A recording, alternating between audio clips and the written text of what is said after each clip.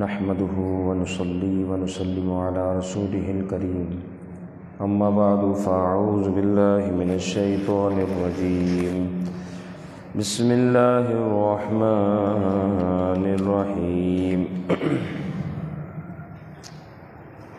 وكلوا واشربوا حتى يتبين لكم الخيط الأبيض من الخيط الأسود من الفجر ثم أتموا الصيام إلى الليل ولا تباشروهن وأنتم عاكفون في المساجد تلك حدود الله فلا تقربوها كذلك يبين الله آياته للناس لعلهم يتقون صدق الله العظيم وصدق رسوله النبي الكريم الأمين إن الله وملائكته يصلون على النبي يا أيها الذين آمنوا صلوا عليه وسلموا تسليما اللهم صل على سيدنا ومولانا محمد وأنزل المقاعد المقرب عندك يوم القيامة۔ اللہ جل جلالہ کی حمد و ثنا سرکار فخر کائنات احمد مصطفیٰ خاتم النبیین صلی اللہ تعالیٰ علیہ وسلم کی بارگاہ میں درود و سلام کا نذرانہ پیش کرنے کے بعد اس رب ذوالجلال کی دیوی توفیق سے الحمدللہ درس قرآن کا سلسلہ ہر اتوار بعد نماز ظہر جاری ہے۔ اللہ تعالیٰ ہم سب کو اس عمل پر استقامت نصیب فرمائے اور قرآن مجید کے نور سے ہم سب کے قلب کو منور فرمائے۔ اللہ رب العزت سورۃ البقرہ دوسرا پارہ آیت نمبر 187 ارشاد فرماتا ہے وَكُلُوا وَاشْرَبُوا حَتَّى يَتَبَيَّنَ لَكُمُ الْخَيْطُ الْأَبْيَضُ مِنَ الْخَيْطِ الْأَسْوَدِ مِنَ الْفَجْرِ، کھاؤ اور پیو یہاں تک کہ سفید دھاگا کالے دھاگے سے ظاہر ہو جائے فجر تک۔ ثُمَّ أَتِمُّوا الصِّيَامَ إِلَى اللَّيْلِ، پھر رات تک روزے کو پورا کرو۔ وَلَا تُبَاشِرُوهُنَّ وَأَنْتُمْ عَاكِفُونَ فِي الْمَسَاجِدِ، اور نہ مباشرت کرو یہاں تک کہ تم ہو اعتکاف میں مسجد میں۔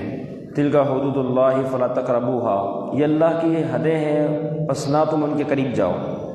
کذالک یبین اللہ آیاتہ للناس لعلہم یتقون، اسی طرح اللہ تعالیٰ اپنی آیتوں کو لوگوں کے لیے بیان فرماتا ہے تاکہ وہ پرہیزگار ہو جائیں۔ اس سے پہلے روزے کی حالت میں جماع کے حوالے سے اجازت دی گئی اور یہاں پر صبح تک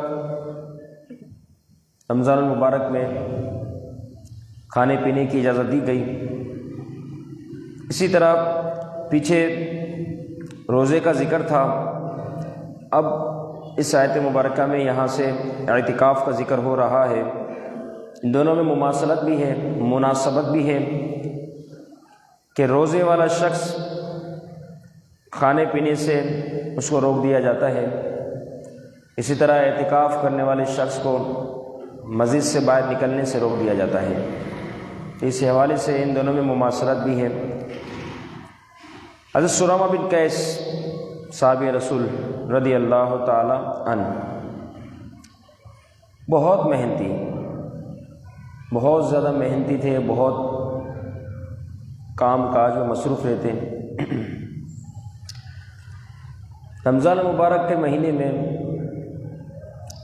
صبح جاتے ہیں رات کو آتے ہیں، تو ایک موقع ایسا آیا کہ صبح جب گئے تو جیسے رات کو آئے اپنی زوجہ محترمہ سے فرمایا کہ کھانے کا انتظام کریں۔ اب انہوں نے کھانے کا اہتمام کرنا شروع کیا، پکانا شروع کیا۔ اب چونکہ ابتدائے اسلام میں افطار کا جو وقت تھا وہ مغرب سے لے کر عشاء کی نماز تک ہوا کرتا تھا۔ اب یہ صحابی رسول پورا دن کام کاج میں مصروف، جیسے ہی وہاں سے فارغ ہوئے گھر کی طرف آئے اور اپنی زوجہ سے یہ فرمایا کھانے کا اہتمام کریں۔ اب وہ کھانا بنانے مصروف تھی، یہاں تک کہ آپ کی آنکھ لگ گئی، عشاء کا وقت ہو گیا کہ آپ کی زوجہ نے اب آپ کو اٹھانا چاہا، لیکن جب آپ بیدار ہوئے اس وقت کھانے کا وقت مکمل ہو چکا تھا۔ پھر آپ نے بغیر کھائے دوسرا روزہ اس کی نیت کر لی، چونکہ کھانے کا وقت تو ختم ہو چکا تھا۔ اس روزے کو کہا جاتا ہے وصال کے روزے، صیام وصال، ایک روزے کے ساتھ بغیر کچھ کھائے پیے دوسرا روزہ شروع کرنا۔ اب دوسرا روزہ جب شروع ہوا تو دوپہر کے وقت آپ پر غشی طاری ہو گئی، بے ہوش ہو گئے۔ اب یہ سلامہ بن قیس رضی اللہ تعالی صحابی رسول ہیں، ان کے اس عمل کی وجہ سے اللہ رب العزت کی طرف سے قرآن مجید کی افطار کے حوالے سے تخفیف کی آیت مبارکہ نازل ہو گئی کہ کلوا واشربوا حتی یتبین، اب کھاؤ پیو، پوری رات تمہیں اجازت دی جاتی ہے، صبح جب فجر کا وقت شروع نہ ہو اس وقت تک تم کھا پی سکتے ہو، پوری رات۔ اب دیکھیں صحابی رسول کا مقام و مرتبہ رب تعالیٰ کے یہاں کتنا بلند و بالا ہے کہ ایک صحابی سے یہ عمل ہوا لیکن پھر بھی انہوں نے روزہ نہ چھوڑا، بلکہ غشی ہو گئی، پہ بیہوشی والا معاملہ ہوا، پھر بھی روزہ جاری رکھا۔ تو رب تعالیٰ کو یہ ادا کتنی پسند ہے کہ حضور علیہ الصلوۃ والسلام کی ساری امت کے لیے قیامت تک تخفیف فرما دی۔ یہی تو محبت ہے۔ یہ صحابی وہ ہے جس نے رسول اللہ سے محبت کی، جس نے رسول اللہ سے محبت کی اللہ بھی اسے اپنا محبوب بنا لیتا ہے، پھر ان کی ادائیں اتنی محبوب ہو جاتی ہے، پسند آ جاتی ہے۔ فرمایا حتی یتبین لکم الخیط الابیض من الخیط الاسود من الفجر، یہاں تک کہ سفید دھاگا کالے دھاگے سے ظاہر ہو جائے صبح تک، یعنی فجر تک، یہ وقت کھانے کا یہاں تک۔ ایک صحابی رسول عدی بن حاتم رضی اللہ تعالیٰ عنہ، جب انہوں نے اس آیت مبارکہ کے اس حصے کو سنا، لکم الخیط الابیض من الخیط الاسود، سفید دھاگا کالے دھاگے سے ظاہر ہو جائے، انہوں نے 2 دھاگے لیے اور اپنے تکیے کے نیچے رکھ لیے۔ اب صحابی رسول خود فرماتے ہیں میں پوری رات ان دھاگوں کو دیکھتا رہا، تکیہ ہٹاتا دیکھتا کہ اللہ کا فرمان ہے جب تک سفید دھاگے سیاہ یا سیاہ دھاگے سفید نہ ہو جائے اس وقت تک کھانے کی اجازت ہے۔ تو میں دیکھتا رہا کب تک اجازت ہے ذرا دیکھو تو صحیح۔ تو میں پوری رات ان دھاگوں کو دیکھتا رہا لیکن دھاگے کالا کالا ہی رہا، سفید سفید ہی رہا، اس کا کلر ہی نہ بدلا۔ میں بڑا پریشان ہوا، یہ کیا ہو گیا؟ صبح آپ علیہ الصلوۃ والسلام کی بارگاہ میں حاضر ہوا، سارا معاملہ بیان کیا کہ میں نے رات کو اس طریقے سے کیا۔ آپ علیہ الصلوۃ والسلام تبسم فرمانے لگے، اللہ کے محبوب مسکرانے لگے۔ فرمایا تمہارا تکیہ اتنا فراخ پر ہے، اتنا وسیع اور عریض ہے کہ یہ دھاگے مراد ہے یہ تمہارے تکیے کے نیچے آ جائے، یعنی کالے دھاگے سے مراد ہے رات، سفید دھاگے سے مراد ہے صبح۔ تو میں کیا دھاگا تمہارا تکیہ اتنا بڑا بھی ہو سکتا ہے کہ اس کے اندر صبح و رات یعنی دونوں اتنی بڑی بڑی چیزیں تکیے کے نیچے آ جائے؟ مسکرانے لگے آپ علیہ الصلوۃ والسلام۔ پھر اس کے بعد من الفجر آیت مبارکہ کا یہ حصہ نازل ہوا، من الفجر، فرمائے یہ وقت مراد ہے کہ رات جب تک صبح کی طرف نہ بدلے پلٹے نہ، فجر تک اس وقت تک جو ہے کھانے کی رخصت ہے۔ ثم اتموا الصیام الی اللیل، پھر تم روزے کو پورا کرو رات تک، کہ روزے کا جو وقت ہے وہ جیسے ہی فجر کا وقت شروع ہوا، سحری کا وقت ختم ہوا، اس وقت سے شروع ہو گیا، اب غروب آفتاب تک لگاتار یہ پورا پیریڈ ہے، پھر میں اس وقت تک تم جو ہے اس روزے کو مکمل کرو۔ اب کھانا جو ہے بسا اوقات فرض بھی ہے، سنت مباح بھی ہے اور حرام بھی ہے۔ کھانا جان جانے کا خطرہ ہو، نہ کھائے بندہ مر جائے، اس جگہ تک پہنچ جائے، اور اب ایسی صورت میں اپنی جان کو بچانے کے لیے کھانا کھانا فرض ہے۔ اسی طریقے سے افطار کا وقت ہو، بندہ کھانا نہ کھائے اور صوم وصال کی طرف آ جائے، یعنی بغیر کھائے اگلا روزہ رکھ لے، تو یہ عمل اس کے لیے حرام ہے، ناجائز ہے۔ افطار کا وقت ہوا تو افطار کی جائے، ڈائریکٹ دوسرا روزہ شروع نہ کیا جائے کہ ایسا عمل کرنا حرام ہے۔ عام حالت جو ہوتے ہیں، نارملی جو حالت ہوتی ہے اس میں کھانا پینا سنت بھی ہے، مباح بھی ہے۔ اور بھوک ہڑتال، جو لوگ اعلان کر کے بیٹھ جاتے ہیں نا ہم بھوک ہڑتال کر رہے ہیں، شریعت میں اس کی اجازت ہے ہی نہیں، گنجائش ہی نہیں ہے، جائز ہی نہیں ہے، منع ہے، سخت منع کہ کوئی یہ کہ میں بھوک ہڑتال کر رہا ہوں، اجازت ہی نہیں ہے۔ کیونکہ انسان کا جو جسم ہے، اس کے جتنے اعضاء جزیات ہیں، یہ سارے استعمال کرنے کے لیے ہے، تلف کرنے کے لیے نہیں، ضائع کرنے کے لیے نہیں۔ خودکشی دے کا حرام ہے، انسان اپنی جان ہی اپنے ہاتھ سے لیتا ہے، لیکن حرام کیوں؟ کیونکہ یہ جو جسم ہے، یہ جو اعضاء ہے، یہ انسان کو استعمال کے لیے دیے گئے، اسے جس مقصد کے لیے دیا گیا اسے پورا کیا جائے فقط، ضائع کیوں کیا؟ ضائع کرنے کی اجازت ہی نہیں۔ تو بھوک ہڑتال کا معاملہ بھی اس قسم کا ہو جاتا ہے، جان بوجھ کے اپنے آپ کو اذیت میں رکھنا، تکلیف دینا، شریعت اس چیز کی اجازت نہیں دیتی، اسے سخت منع ہے۔ وَلَا تُبَاشِرُوهُنَّ وَأَنْتُمْ عَاكِفُونَ فِي الْمَسَاجِدِ، اور نہ تم مباشرت کرو ان عورتوں کے قریب نہ جاؤ یہاں تک کہ تم اعتکاف میں ہو، فی المساجد، مسجدوں میں۔ اعتکاف کی صورت میں جماع سے منع کیا گیا، عورت اعتکاف میں اس کا بھی یہ حکم ہے، مرد اعتکاف میں اس کا بھی یہ حکم ہے، کیونکہ اعتکاف والا تو فقط رب کی بارگاہ میں حاضر ہوتا ہے، دنیاوی معاملات کو ترک کر کے۔ سابقہ شریعت میں بھی ایسا ہوتا تھا کہ وہ ان کو حکم دیا ہے تارک الدنیا ہو جاؤ، دنیا چھوڑ دو، لیکن حضور علیہ الصلوۃ والسلام کی شریعت میں ہی نہیں۔ اب تارک الدنیا سے کیا مراد ہوگا؟ فرمایا تم اس ثواب تک پہنچ سکتے ہو، کس طرح؟ فرمایا بس رمضان مبارک کے آخری عشرے میں 10 دن کے لیے سب کچھ چھوڑ کے مسجد میں بیٹھ جاؤ، تو گویا کہ تم بھی تارک الدنیا اس موقع پر کہلاؤ گے کہ دنیا کو تم نے چھوڑ دیا، سب چیزیں ختم، اب صرف رب کی عبادت کیجیے۔ اعتکاف والا کرتا بھی اسی طرح ہے، لیکن وہ اعتکاف بھی ایسے ہوا کرتے تھے جس میں واقعی ایسی لذت بھی ہوتی تھی کہ صرف عبادت۔ اور جب بندہ 10 دن اس طریقے سے گزار کے جب مسجد سے باہر نکلتا تھا تو وہ حقیقت میں اللہ کا ولی بن کے نکلتا تھا، کیونکہ عبادت کی اس کو وہ تاثیر، وہ ذائقہ، وہ لذت، وہ مٹھاس اس کو حاصل ہو جاتی تھی کہ اب بقیہ ساری زندگی اس کی عبادتوں میں گزرتی تھی، لوگوں کو سدھارنے میں گزرتی تھی، پھر اس کی نماز قضا نہیں ہوتی تھی۔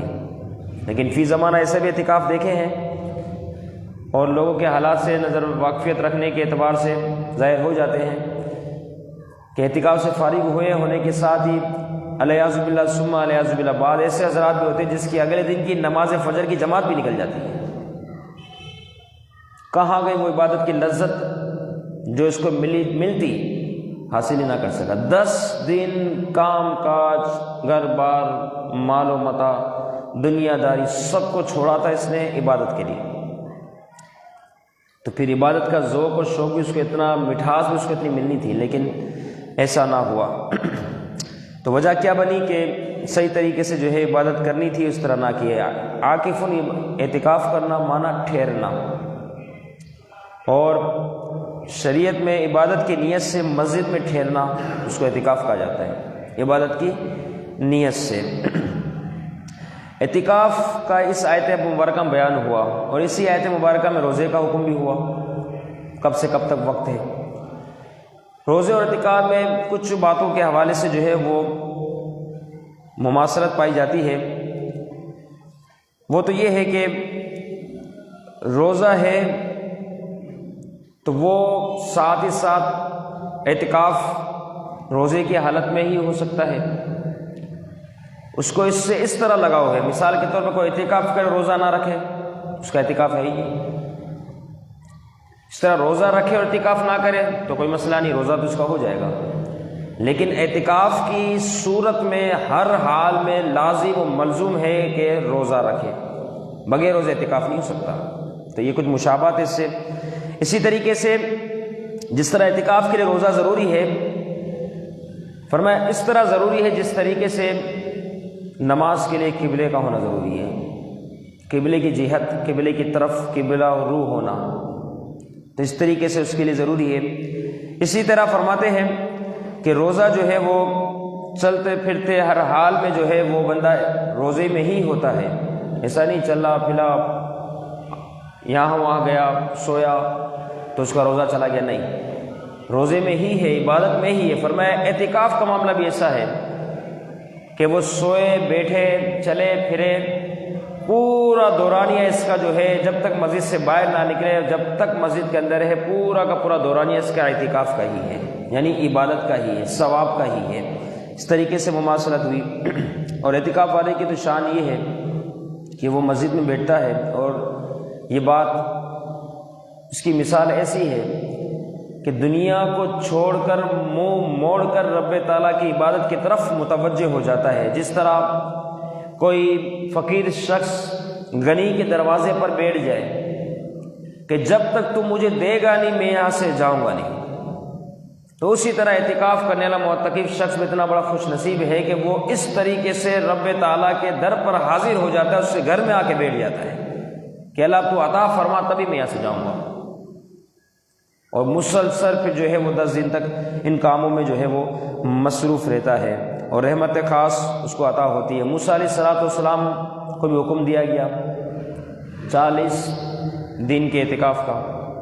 آپ نے 40 دن اعتکاف کیا۔ اللہ رب العزت نے اس اعتکاف کی برکت سے، جیسے میں نے عرض کیا کہ اعتکاف کے ذریعے خاص رحمت برکت عطا کی جاتی ہے، تو اس 40 دن کے اعتکاف کی بدولت اللہ رب العزت نے آپ کو طور شریف عطا فرما دی ہے۔ تو یہ اعتکاف کا خاصہ ہے۔ وَأَنْتُمْ عَاكِفُونَ فِي الْمَسَاجِدِ تِلْكَ حُدُودُ اللَّهِ، یہ اللہ کی حدیں ہیں، فَلَا تَقْرَبُوهَا، اس کے قریب نہ جانا۔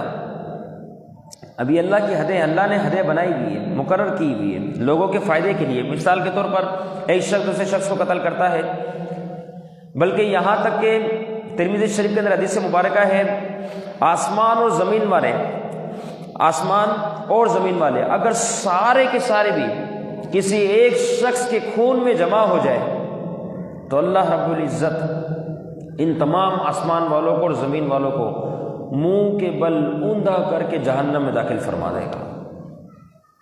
قتل ایک شخص ہوا ہے، شامل سارے آسمان اور سارے زمین والے ہیں، فرمایا اللہ کو ان کی پرواہ نہیں، اللہ تعالیٰ منہ کے بل اوندا کر کے ان تمام کو جہنم میں داخل فرما دے گا، کیونکہ یہ حدیں ہیں ساری اس نے مقرر فرمائی ہے کہ ان حدوں کے قریب نہ جانا، تو جائے گا یقیناً وہ پھر نقصان اٹھائے گا۔ اس لیے ابن جوزی رحمۃ اللہ تعالیٰ علیہ لکھتے ہیں کہ منصور بن عمار رحمۃ اللہ تعالیٰ علیہ جو ہے وہ اس وقت کے خلیفہ عبد الملک بن مروان، عبد الملک مروان جو ہے بہت بڑا خلیفہ گزرا۔ اب منصور بن عمار رحمۃ اللہ تعالیٰ ان کے پاس پہنچتے ہیں، اب وہاں خلیفہ کے دربار میں گفتگو ہوئی، اس کے بعد جانے لگے۔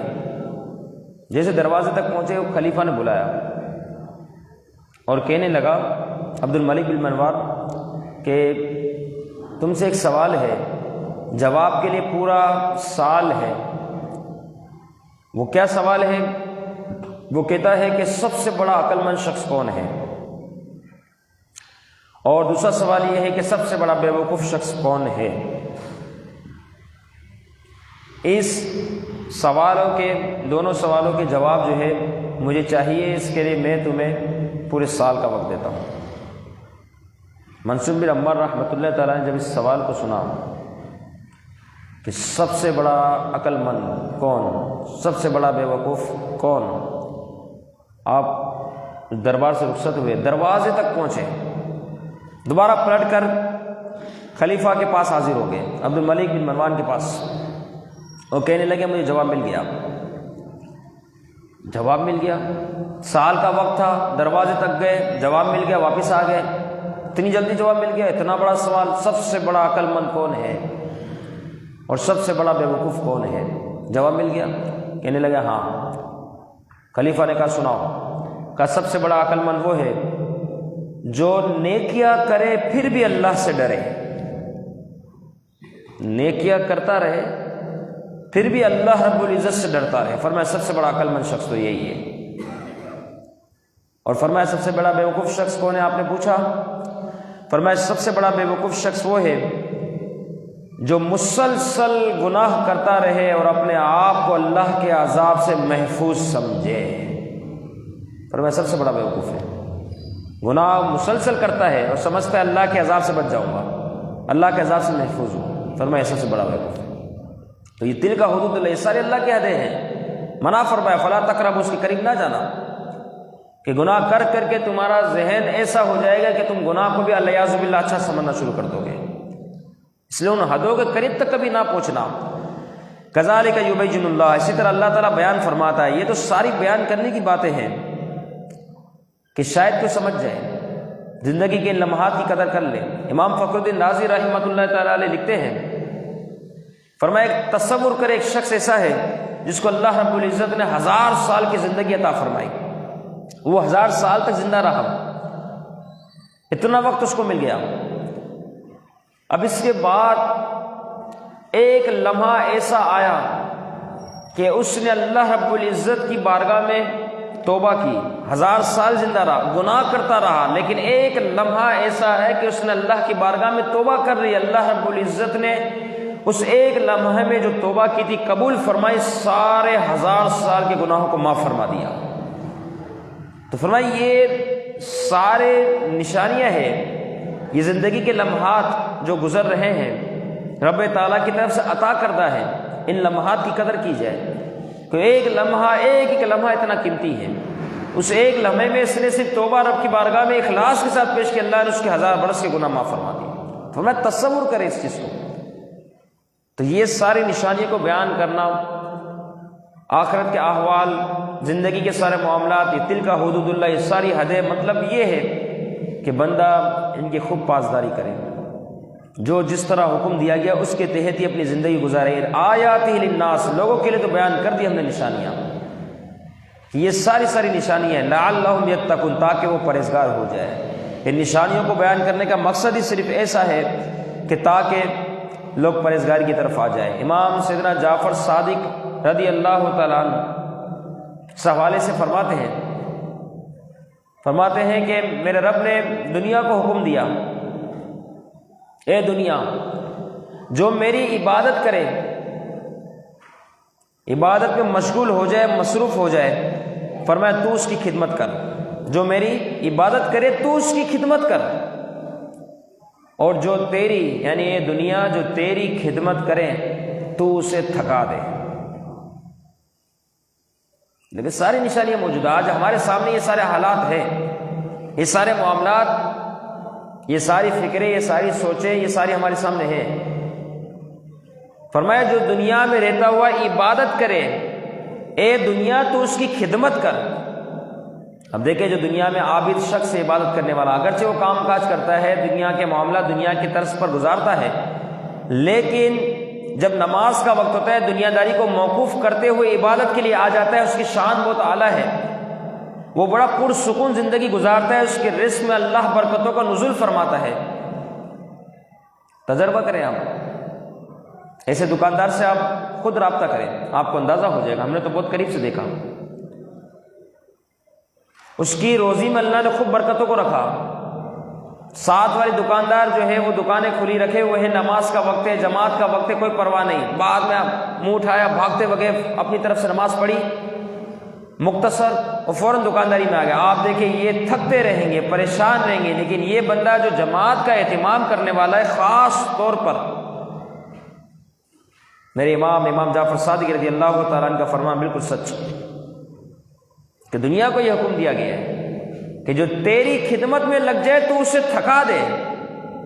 اب یہ جب گھر پہنچتا ہے تھکا ہارا پریشان عجیب و غریب، لیکن اس کے مقابل وہ شخص ہے جو وہ بھی کام کر رہا ہے، اس کا بھی وہی کام ہے، اس کی بھی اس کے ساتھ ہی دکان ہے، لیکن وہ نماز کا اہتمام کرتا ہے، عبادتوں کا خصوصی اہتمام کرتا ہے، نماز کو جماعت کے ساتھ ادا کرتا ہے، اس کی شان کتنی اعلیٰ ہے کہ جب گھر پہنچتا ہے سکون کے عالم میں پہنچتا ہے، کیونکہ رب تعالیٰ کی طرف سے دنیا کو حکم ہے کہ جو میری عبادت کرے تو اس کی خدمت کر۔ اب دنیا اس کو نہیں تھکا رہی، لیکن اس کے مقابل وہ شخص جو دنیا کی خدمت کر رہا ہے تو فرمایا تو اسے تھکا دے۔ تو لہٰذا لعلہم یتقون سے مراد یہی ہے تاکہ تم پرہیزگار ہو جائے۔ ساری نشانی بیان کرنے کا مقصد یہی ہے کہ انسان کو اپنے بارے میں خوب غور و فکر کرنا چاہیے کہ کہیں وہ بالکل دنیا کے اندر مست تو نہیں ہو گیا، دنیا میں جب تک رہے گا کامیاب رہے گا، دنیا اس کے اندر آ گئی تباہ ہو گیا۔ جس طریقے سے کشتی کا معاملہ ہے، کشتی جب تک سمندر میں رہتی ہے صحیح طریقے سے منزل کی طرف رواں دواں رہتی ہے، لیکن جب سمندر اس کشتی میں آ جائے تو کشتی تباہ ہو جاتی ہے، سارے لوگ غرق ہو جاتے ہیں، ڈوب جاتے ہیں۔ تو لہٰذا دنیا میں رہنا ضرور ہے، لیکن دنیا کو اپنے اندر نہیں سمانا۔ اللہ رب العزت درس قرآن اپنی بارگاہ میں قبول فرمائے، اور جن احباب نے شرکت کی مولا سب کی حاضری قبول فرمائے ہیں، سب کی دلی جائز تمنا مراد التجا اپنی بارگاہ میں قبول فرمائے۔ جو واعظ و نصیحت ہوئی اللہ رب العزت ہمیں اسے یاد رکھتے ہوئے عمل کرتے ہوئے دوسروں تک پہنچانے کی توفیق عطا فرمائے۔ وما علینا الا البلاغ۔